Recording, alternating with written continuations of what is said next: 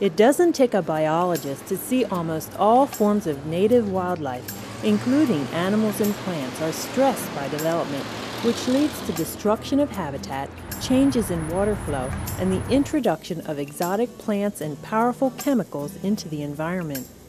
Habitat is an area which has sufficient amounts of food, cover, water, and space for a particular animal.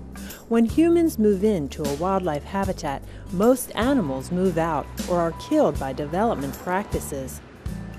As our state's population grows, one way to preserve the remaining natural land is to buy large parcels of land and save it from developers.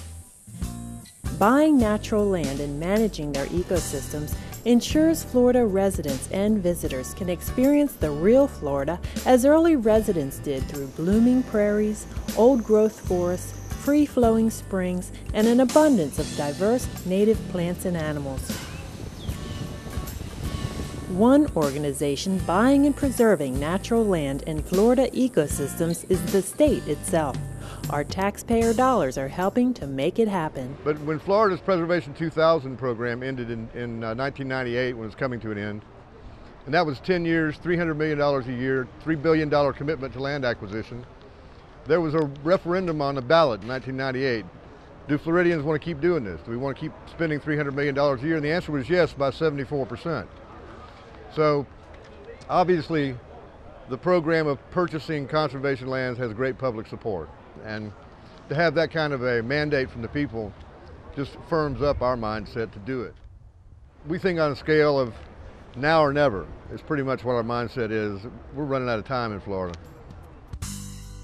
The Florida Department of Environmental Protection is preserving natural land by, number 1, choosing select lands rich in ecosystem attributes, number 2, buying that land, and number 3, managing that land so its natural wildlife communities are at their best. In a state of 35 million acres, government agencies including federal, state, and local governments now own over 4 million acres of upland conservation land. We are setting the standard. We have the largest land acquisition program in the world, larger than the federal government's, and we have had for 14 years. So that's the starting point, buying the land. We're also flexible. We buy less than fee, we buy conservation easements, where a large ranch owner has done a wonderful job managing his land, a lot of species diversity, a lot of native habitat left. We buy a conservation easement, which essentially is the development rights on that land, and he gets to keep ranching it. So we recognize his value as a manager, we stop the development in the area, and we let him keep managing. Buying natural land in Florida for public access and to preserve historic Florida ecosystems is really the only way to preserve our state's native heritage, according to Florida DEP. For one thing, you can protect on regulations piecemeal. Each time someone does something to the land, you can regulate how they do it. And you can do that for only so long. You buy the land. That's the only sure way you have of protecting the land, is to buy it. Make it ours. Make it belong to the people of the state.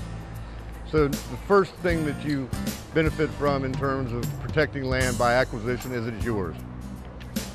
The second benefit is that the reason people come to Florida is because it has natural attributes that are attractive. Besides the heat, it has native species and it has natural beauty. More springs than any place in the world, for example. Beautiful beaches, clean rivers, beautiful estuaries. If you don't have those, people aren't going to come. They aren't going to come here just for Disney World. If we put Disney World in the desert, people aren't going to come to Disney World. At least not like they come now. And people want quality of life. For us, the citizens, Florida, with its heat and its swamps, without the interspersed variety of natural resources on its landscape, would not be a very nice place to live. And just intrinsically, I mean, just for the sake of the occupants, these are native species that certainly precede our presence here, and they have all got character and qualities of their own that need to be protected.